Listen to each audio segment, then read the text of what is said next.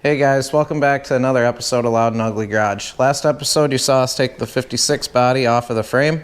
Today we've got a couple more things to fabricate before we go ahead and strip it down to finish weld it. And then I got some big news to announce to everybody.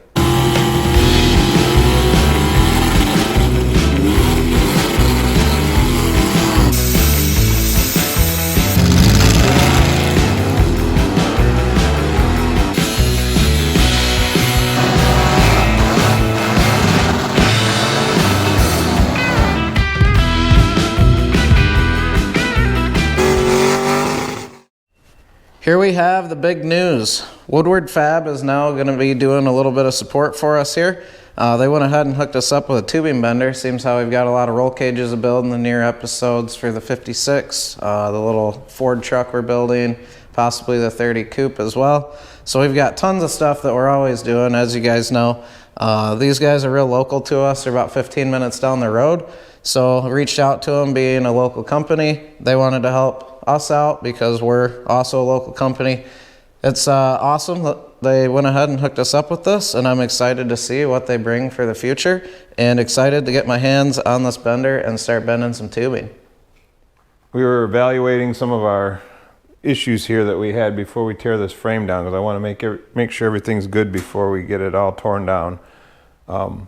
We did find that the working angle of this U-joint up here and down there is just too great of an angle, so we have to drop the back of the transmission down a little bit, which is going to change the way that I got it mounted to the frame right now. So we got to cut some things apart and refix them, but this angle here between the transmission,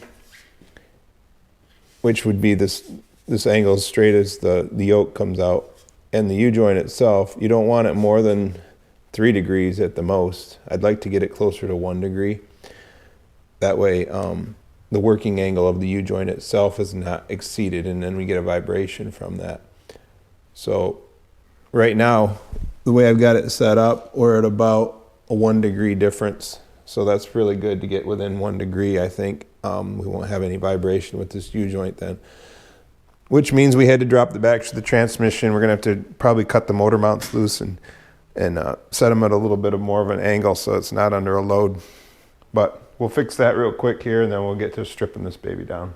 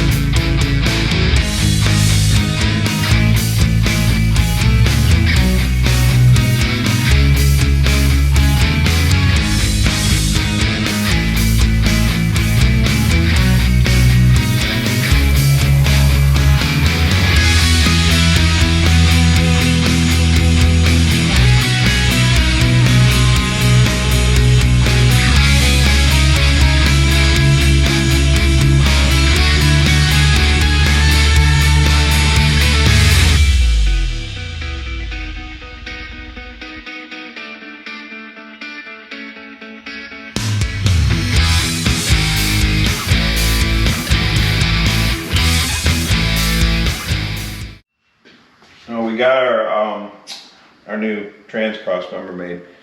We had to lower it down, like I said before, and get the angle of the drive shaft, prop shaft, whatever you want to call it, and the working angles of the U-joints. So now we've got it exactly where we need it, and we're going to have to cut motor mounts loose now, and I just want to make sure they're not under any kind of tension, and then we'll be back to the back end, then we can just start tearing this frame apart.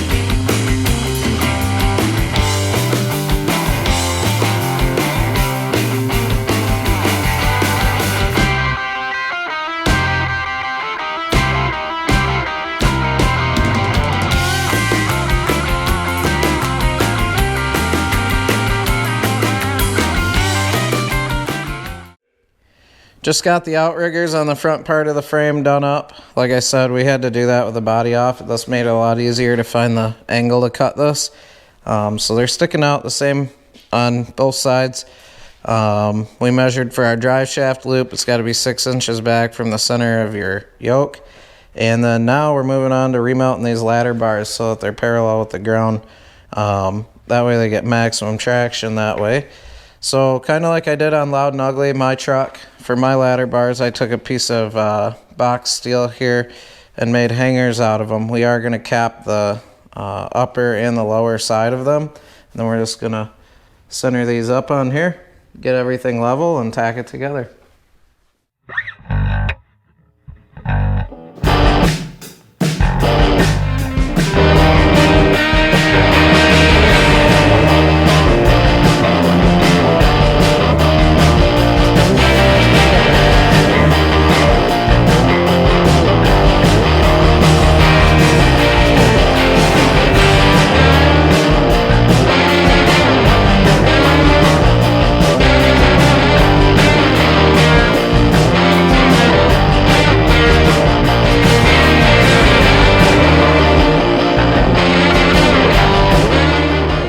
Last thing we're doing before we strip this frame is getting the Panhard bar to run parallel with the axle. So as it is as important as your drag link in the front, you want all that stuff to be parallel with the axle so that it tracks right and doesn't sway too much when you hit bumps. So Dad went ahead and made these custom drop brackets here. They're fully adjustable.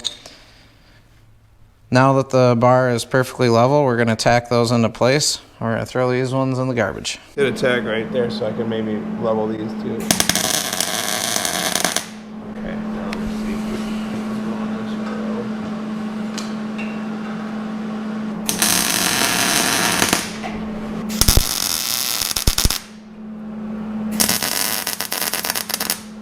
All right, so today obviously took a little bit longer than expected. That's how all this stuff goes. You think you got everything right, and then you go to do something different on the frame, and then you find out that none of that even works. So you got to redo. It's a constant rework, nonstop. It's really hard to get everything perfect your first time. So don't ever feel like, you know, we're doing this immediately first go and everything works perfect.